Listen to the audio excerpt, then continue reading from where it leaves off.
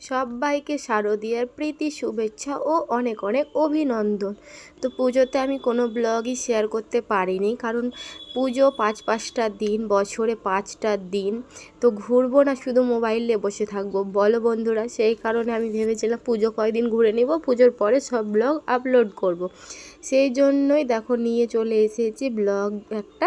তো এইটা হচ্ছে সপ্তমীর ব্লগ। তো সপ্তমীর ব্লগ, সেই কারণেই চলো তোমাদের সাথে একবার বলে দিই শুভ সপ্তমী। তো আমরা সপ্তমীর দিন গিয়েছিলাম আমাদের জঙ্গিপুর রঘুনাথগঞ্জে ঠাকুর দেখতে। সেই কারণেই দেখো বেরিয়ে পড়েছি, প্রায় 3:30 কি 4টা মতো বাজে বৈকাল, তখন বেরিয়েছি ঠাকুর দেখার জন্য। একদম বৈকাল যে রাত্রেবেলায় ঠাকুরটা দেখবো, তারপরে রাত যখন হবে খাওয়া দাওয়া করে চলে আসবো, সেই কারণে। তো প্রথমেই চলো তোমাদেরকে একটা ঠাকুর দেখিয়ে দিই।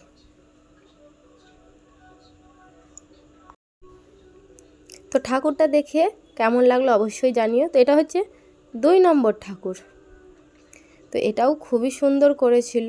তারপরে এটা হচ্ছে 3 নম্বর প্যান্ডেলের ঠাকুর। চলো আবার তোমাদেরকে আরও একটা ঠাকুরের দর্শন করাই। তো কটা ঠাকুর দেখলাম তোমরা অবশ্যই আমাকে গুনে জানাবে কিন্তু। তো প্রথমে আমরা জঙ্গিপুর পৌঁছে সোজা চলে গিয়েছিলাম ওই পারে, কারণ ওই পারের ঠাকুরগুলো প্রথমে দেখে নিব, তারপরে এই পারে এসে এই পারের ঠাকুরগুলো দেখবো, সেই কারণেই। তো দেখো আমরা জঙ্গিপুর ব্রিজ পার করে সোজা এখন চলে যাচ্ছি ওই পারে। আর রাস্তায় একটু ভিডিও করেছিলাম, 2 সাইডে গঙ্গার উপরে মেঘটাও খুব সুন্দরভাবে ভাসছিল, খুবই সুন্দর লাগছিল দেখতে, তাই আমি একটু ভিডিও নিয়েছিলাম। তো চলো দেখে নাও তোমরা। প্রথমে যে প্যান্ডেলটা গিয়েছিলাম সেটা তো খুবই অসাধারণ করেছে, আর প্রতিমাটাও দারুণ। তো চলো দেখে নাও।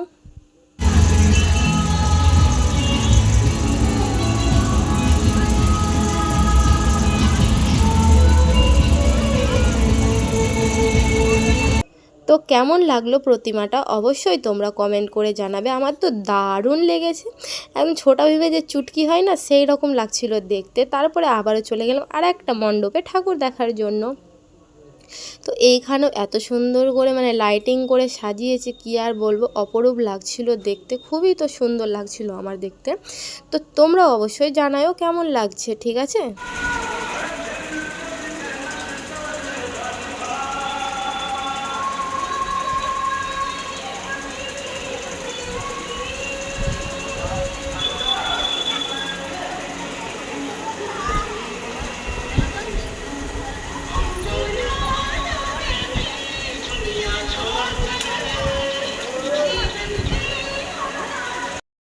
তারপরে এখান থেকে বেরিয়ে আবারও চলে গেছিলাম আরও একটা ঠাকুর দেখতে। এই ঠাকুরটা তো আমার অসাধারণ লেগেছে, অসাধারণ সুন্দর হয়েছিল ঠাকুরটা। তারপরে চলে এসেছি আর একটা পুজো মণ্ডপে। তো এই প্যান্ডেলটাও করেছিল খুবই সুন্দর, সবগুলোই কিন্তু রঘুনাথগঞ্জেই অবস্থিত। আর এইখানে যে পুরনো চলচ্চিত্রগুলো আছে সেইগুলো এইখানে ফুটিয়ে তোলা হয়েছে। আর যে গুপি গাইন বাঘা বাইনের যে মিউজিকটা আছে ওইটা এখানে বাজছিল, খুবই ভালো লাগছিল, সব পুরনো স্মৃতি মনে পড়ছিল। তো পুরনো যে চলচ্চিত্র আছে সেই সবই এখানে ফুটিয়ে তোলা হয়েছে। আর এইখানকার প্রতিমাটাও খুবই সুন্দর হয়েছে, তোমরা দেখে নাও। সবাই একবার আমার সাথে বলে দিও, জয় দুর্গা মায়ের জয়। তো এইখানে অনেক রকমের সব এরা এখান থেকে প্রাইজ পেয়েছে, সেগুলো সাজিয়ে রেখেছে, তো সেইগুলোই আমরা দেখছিলাম। তারপরে চলে গিয়েছিলাম আরও একটা মায়ের দর্শন করতে। তো এইখানেও একটা মায়ের দর্শন করে নিলাম, তারপরে আবারও চলে গেছিলাম আরও একটি জায়গায়। তো এই ঠাকুরটা তোমাদের কেমন লাগলো তোমরা জানাও অবশ্যই কমেন্ট করে। তো চলো আরও একটা প্যান্ডেল তোমরা দেখে নাও।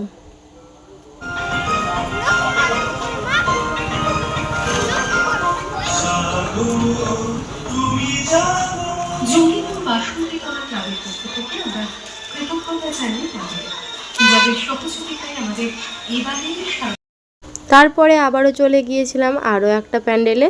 তো আগের প্যান্ডেলটা কেমন লাগলো তোমরা অবশ্যই কমেন্টে জানিও, আমার তো খুবই ভালো লেগেছে।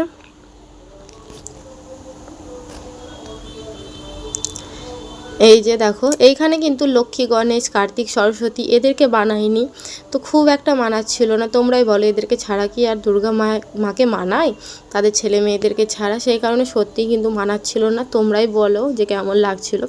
তারপরে সোজা চলে এসেছিলাম আরও একটা জায়গায়। তারপরে এক জায়গায় দাঁড়িয়ে এখান থেকে আমরা দুটো পেস্ট্রি কিনে পেস্ট্রি খেয়ে নিয়েছিলাম, কারণ শুধু ঘুরলেই তো হবে না, পেটেও তো কিছু দিতে হবে, নইলে এনার্জি আসবে কোথা থেকে। সেই মতোই দেখো এখান থেকে পেস্ট্রি নিয়ে পেস্ট্রিটা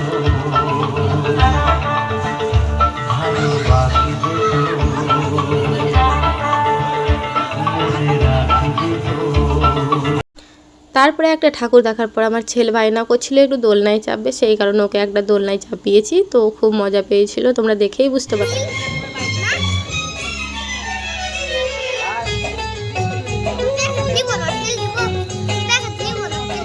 না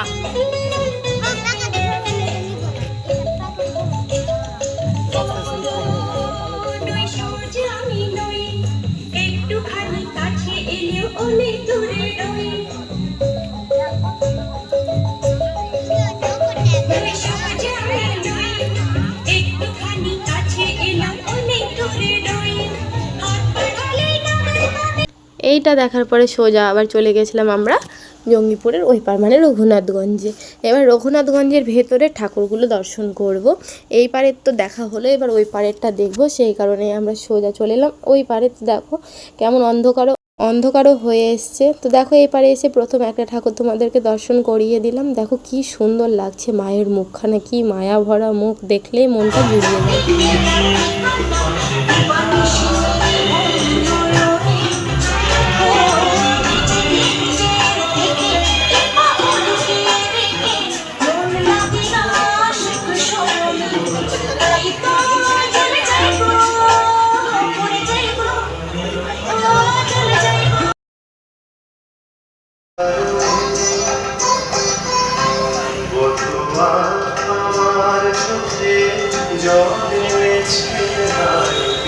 শুধু ঠাকুর দেখলে হবে? এবার আমাকে দেখে বলো তো আমায় কেমন লাগছে। আমাকেও তো দেখে জানাতে হবে যে আমাকে কেমন লাগছে, আমি কেমন সেজেছি। অবশ্যই তোমরা জানিও, একটু মজা করে নিলাম কিন্তু হ্যাঁ তোমরা অবশ্যই জানিও যে আমাকেও কেমন লাগছে। তো আমি জিন্স আর একটা টি শার্ট পরেছিলাম। তো তারপরে আবার এক জায়গায় গিয়েছিলাম, সেইটা হচ্ছে একদম গঙ্গার ধারে, মানে যেখানে সুভাষদ্বীপ পার্ক আছে জঙ্গিপুরে, সেই পার্কের মানে আশেপাশেই গিয়েছিলাম। তো সেইখানে গিয়ে খেয়ে নিলাম ফুচকা। কিন্তু এখানে চকলেট ফুচকাও বিক্রি হয়, কিন্তু ফুচকাকে আর মিষ্টি ভালো লাগে, ঝালই ঠিক আছে, তাই ঝাল ফুচকা খেলাম।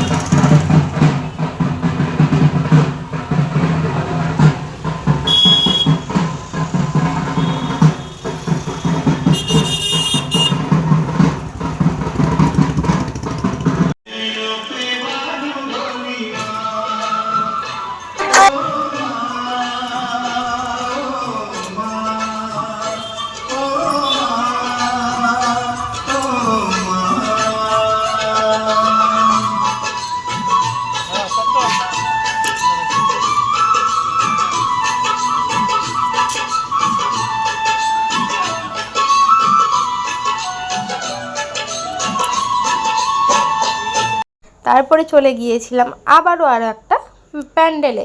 তো এইখানকার প্যান্ডেলটাও খুবই সুন্দর করেছে। দেখো একটা এইরকম খোপ খোপ করে করেছে, আর একটা করে খোপের মধ্যে লাইট দিয়েছে, আর কত সুন্দর করে সাজিয়েছে, চারিদিকটা একই রকম করেছে, দেখতে তো অপূর্ব সুন্দর লাগছিল। আর এইখানে জাস্ট ছবি তোলার জন্য কি কিসের জন্য বলতে পারবো না, এখানে একটা দুর্গার প্রতিমা করেছে, মানে জাস্ট দেখানোর জন্য। তো এই প্রতিমাটাও আমার দেখতে তো দারুণ লেগেছে। তারপরে ঠাকুর দেখার পরে আবারও চলে গিয়েছিলাম পেট পুজো করতে। তো খেয়ে নিলাম ঘুগনি খাওয়া দাওয়া করে আবারও চলে গিয়েছিলাম আরও একটা প্যান্ডেলে। তো দেখো এখানকার প্যান্ডেলটাও কেমন হয়েছে তোমরা অবশ্যই জানিও। তো আমার তো বেশ ভালোই লেগেছে এই প্যান্ডেলটাও দেখতে। তো চলো ভিতরে গিয়েও দেখাই তোমাদেরকে ভিতরটা ঠিক কেমন করেছে। তো ভিতরটাও খুবই সুন্দর করেছে, কি সুন্দর গাছপালা দিয়ে সাজিয়েছে, আর মায়ের মুখটাও অসাধারণ হয়েছে, দেখতে তো দারুণ লাগছিল, তোমরা দেখে জানিও। পুজো মানে বাঙালির একটা কি বলবো আবেগ অনুভূতি, বাঙালি পুরো একটা বছর অপেক্ষা করে থাকে এই পুজোর জন্য। তো বেশ মজা হয়। এখানে মানে বাচ্চা বলো বুড়ো বলো মানে সব রকম মানুষেরাই খুবই আনন্দ করে, মানে কি আর বলবো, আমার তো বেশ আনন্দ হয়। পুজোটা একটা মানে কি বলবো, আমি অনেক কিছু ভেবে রাখি, অনেক কিছু আশা নিয়ে থাকি।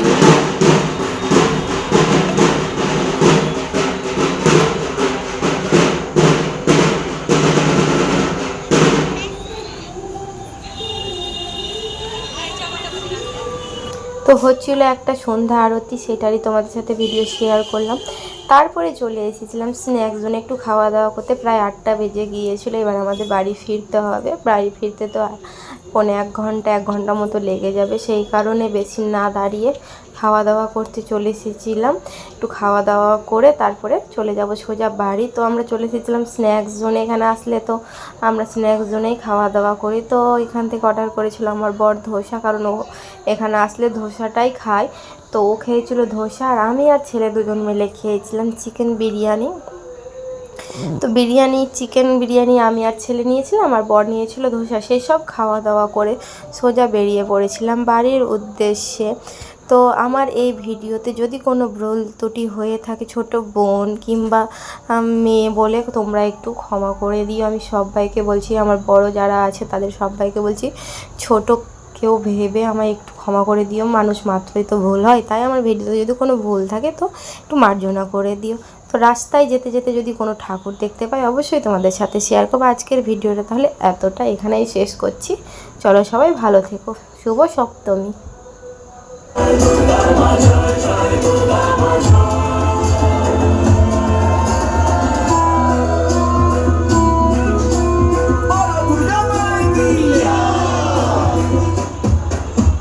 সাজলো মহারাজ সাজলো।